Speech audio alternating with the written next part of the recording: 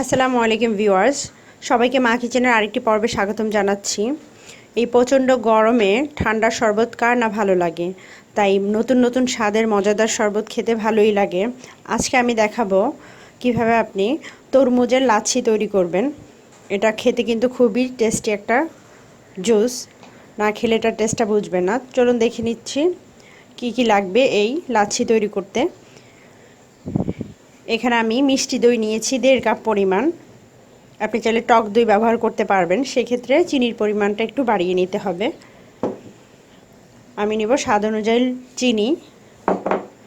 এখানে আমি প্রায় 3 কাপ পরিমাণ তরমুজকে আমি একটু ডিপে রেখে বরফ করে নিয়েছি, যাতে করে আমার এর সাথে আর কোনো বরফ বা পানি অ্যাড করতে না হয়।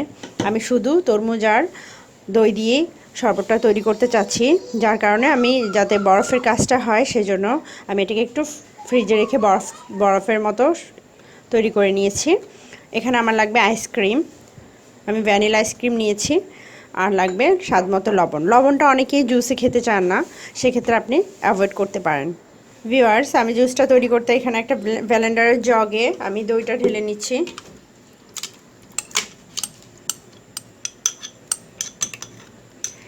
দইয়ের সাথে এবার আমি তরমুজগুলো দিয়ে দিচ্ছি।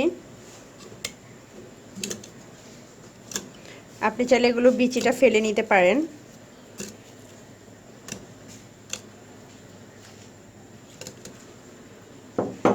এবার এটাকে আমি ব্লেন্ড করব কিছুক্ষণের জন্য। কিছুক্ষণ এটা ব্লেন্ড করে নিচ্ছি।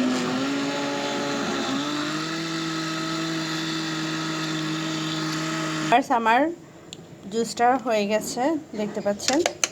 এবার এর সাথে আমি আইসক্রিমটা অ্যাড করব।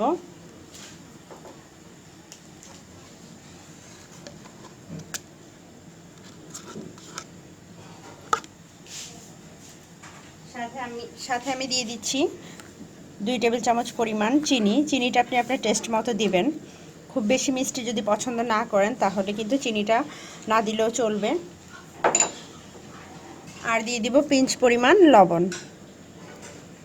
এবার এটাকে আমি আবার কিছুক্ষণ ব্লেন্ড করে নিচ্ছি। ফ্রেন্ডস, আমার জুসটা হয়ে গেছে, আমি দেখাচ্ছি। দেখুন জাস্ট এরকম হয়েছে। এটার মধ্যে কিন্তু প্রচুর তরমুজের যে বরফটা আছে সেটা কুচি কুচি রয়ে গেছে, যার কারণে এটা এতটা গাঢ় দেখাচ্ছে। বাট যখন খেতে খেতে বরফটা গলা শুরু করবে তখন কিন্তু এটা আরও পাতলা একটা ভাব চলে আসবে। এবার আমি একটা সার্ভিং গ্লাসে ঢেলে আপনাদের পরিবেশন করে দেখাচ্ছি। আমি দুটো গ্লাসে ঢেলে নিচ্ছি।